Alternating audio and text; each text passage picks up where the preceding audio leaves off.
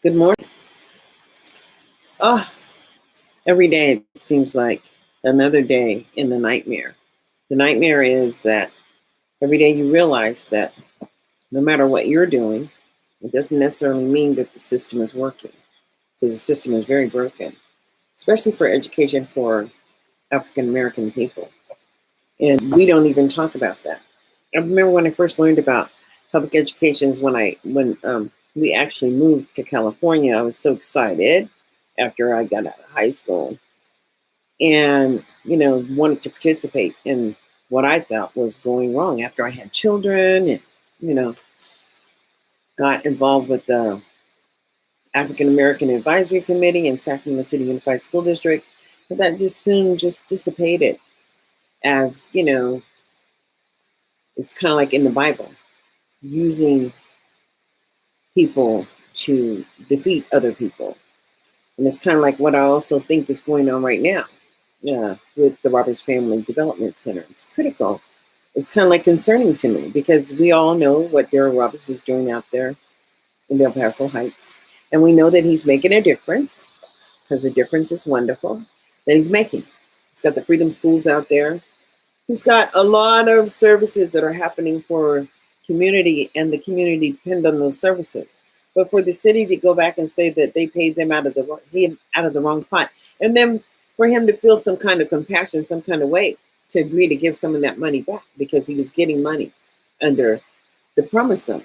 He was getting that promise zone money, the money that they have not been able to spend as of yet because they really don't have a way to work in the Black community. But if they pull that money back from Darrell, the way I see it, then they'll be able to have that money flexible to use it. It'll be flexible because it won't be geared as the promise on money. It won't be mandated for that community, but yet still they'll be spending money in that area for our people. When they start playing games like this, we really need to pay attention to what's going on. We don't. By the simple fact that I don't see a coalition of Black people who are organized around issues in our local community that affect us. And us is all it's about. Sure, we need to think about how the system operates and how the foundational support is providing support for all children. We need to operate in that manner. But we also need to understand that we have a responsibility to each other and to ensure that those services are actually happening for everyone. And right now, we really can't. We can't ensure that those services are happening for everyone because it's not something that we know.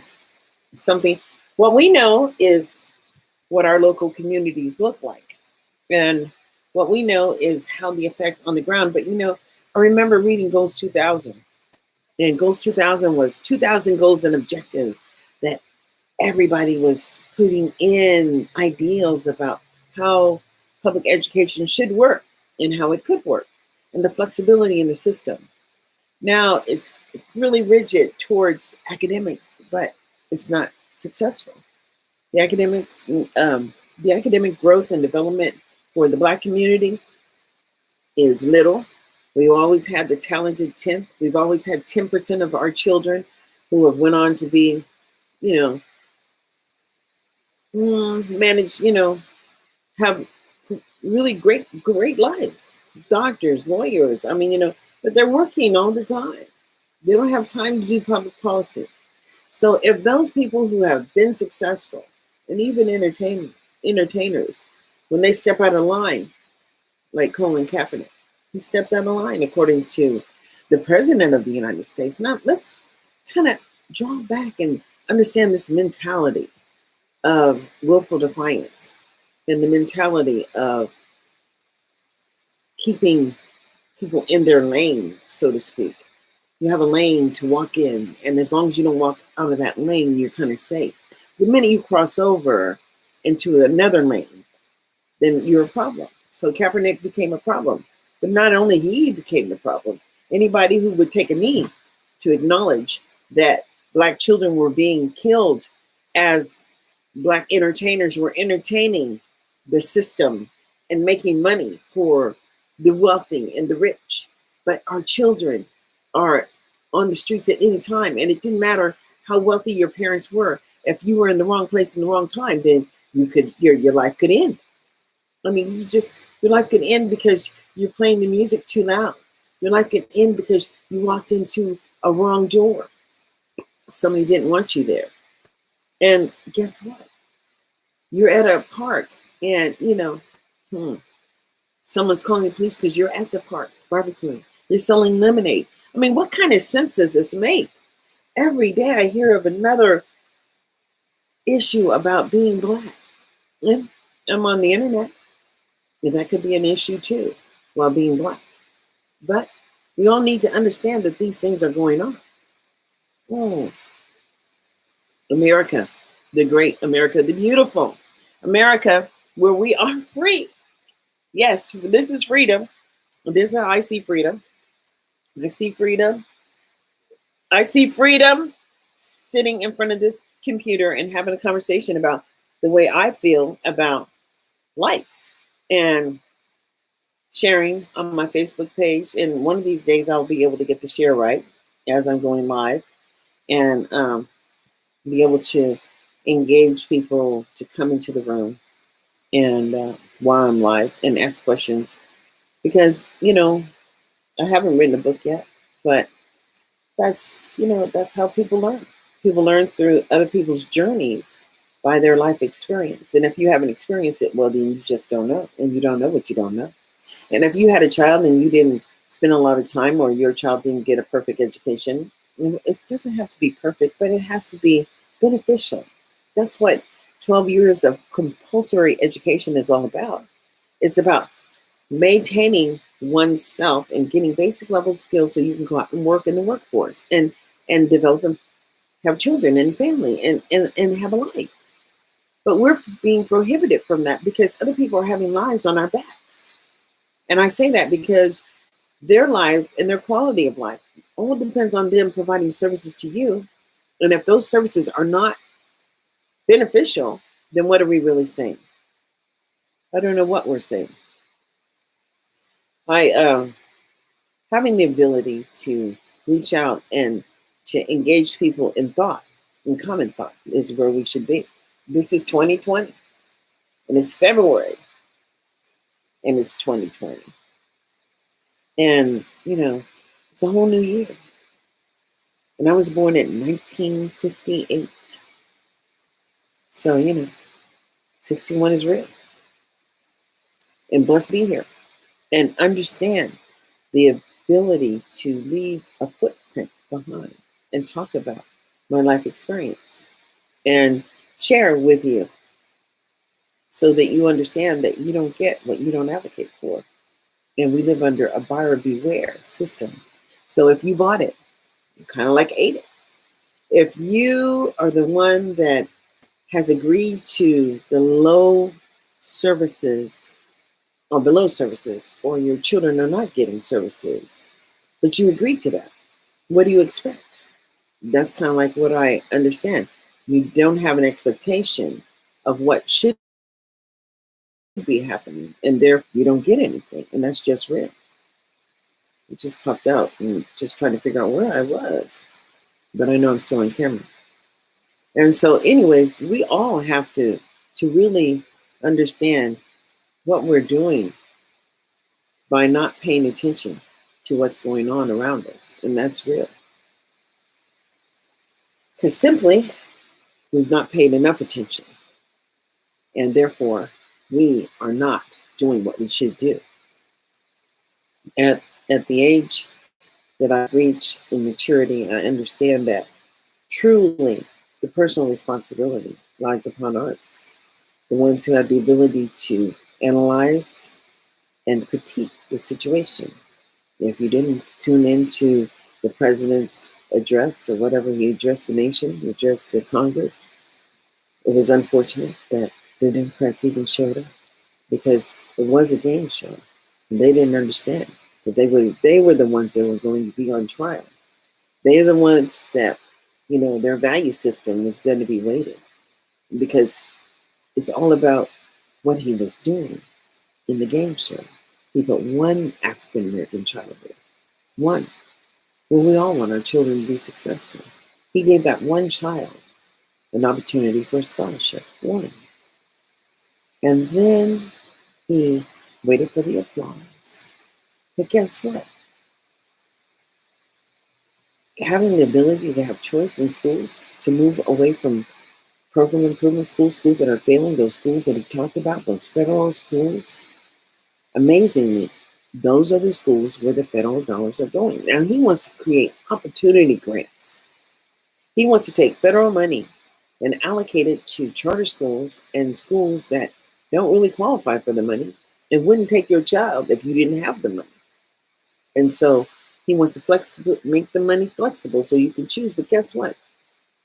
If you're not successful there now, what makes you think it's just because you come that somehow they'll let you in and then you'll be successful? That's the crazy part. We have money set aside for all the states to support them in educating their poor, their children with disabilities, their children that are migrant. That's how can we use the census to count every individual count.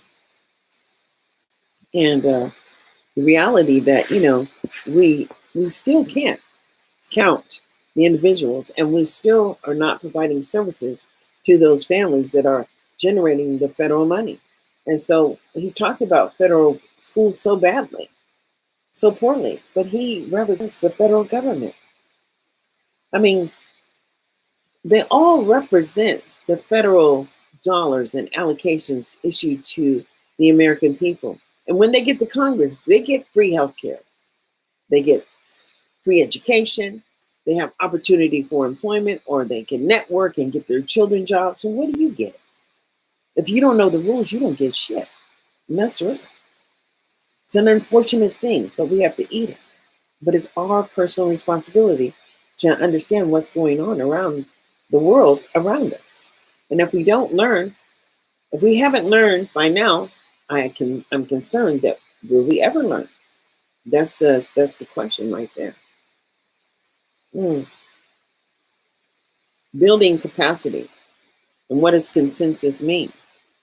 What is implicit bias? I mean, people have these words that are out there, and they're out there all the time, and they're circulating around us. And then there's just this one word, truancy, that affects the Black population, truancy. Because if your student is truant, then parent, you can be held responsible. But around the issues of non-attendance and low attendance, around the issues of maintenance of effort, around the issues of the letter grade of F, why do we continue to let our children attend public schools where they're failing? My question. I'm so concerned that Black people are just allowing their children to fail in the public school system. It's a concern. But guess what do? We formed the Black Parallel School Board. I was around when that was formed, and I also know that Sac City governing board said even though they formed a board, a community board, that they don't have to pay them any attention.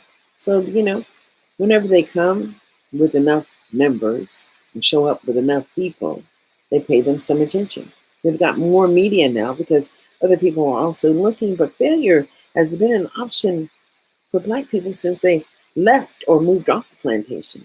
But they really just moved into a bigger environment of a plantation because behavior is still a factor if you can achieve or not. And the modification of behavior depends on what you're willing to accept. And if your family accepts just a modified behavior with letter grades of F every time you didn't complete your work, not saying that you even had the skill or ability to complete that assignment, it's concerning to me.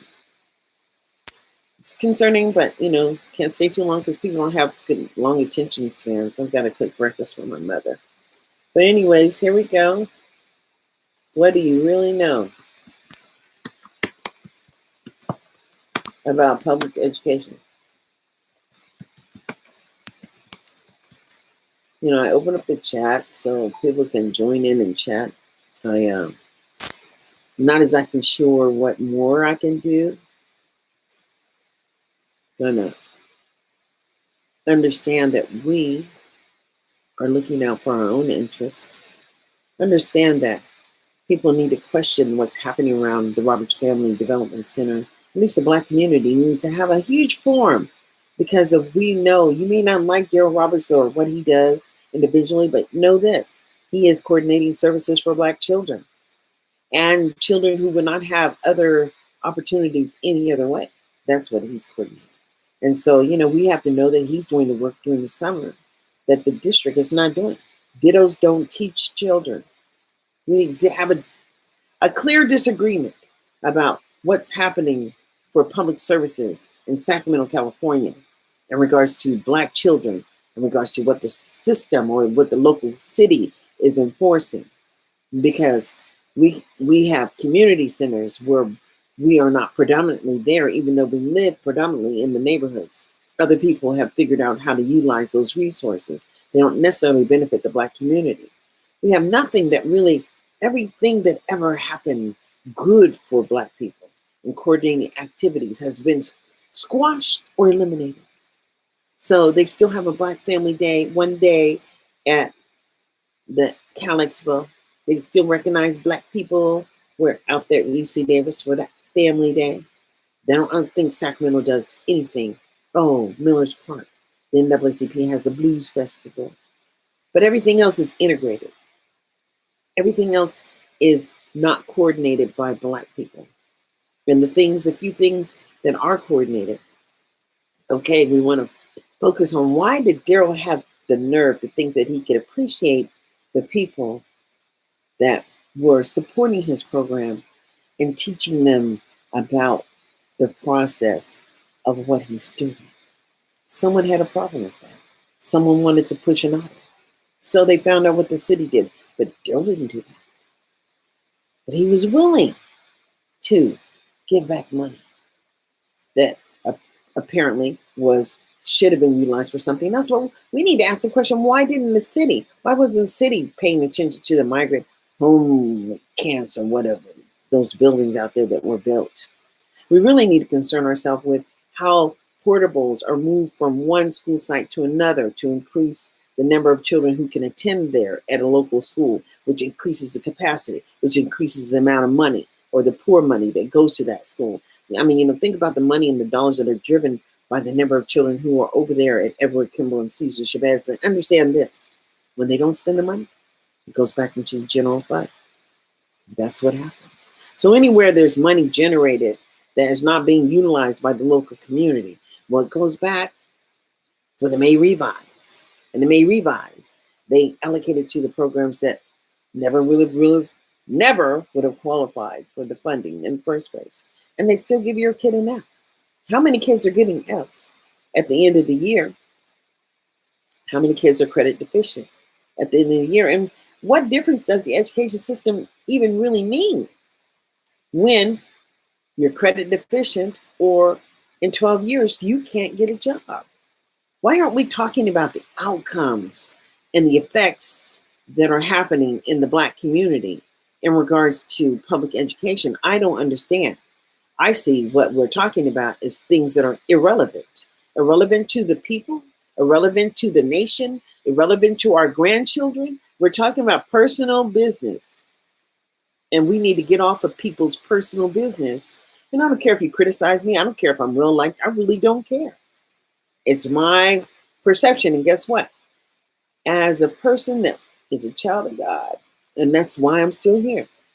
I'm here to share the message. We have a personal responsibility to demand accountability for the dollars that are spent in the educational arena around Black children.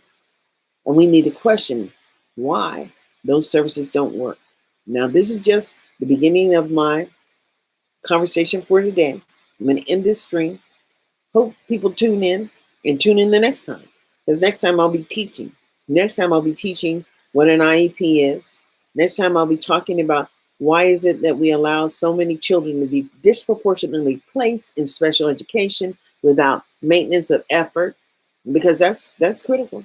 I mean, you have the ability to come and talk about the services that are rendered quarterly, weekly, monthly, and then you don't talk. You don't show up.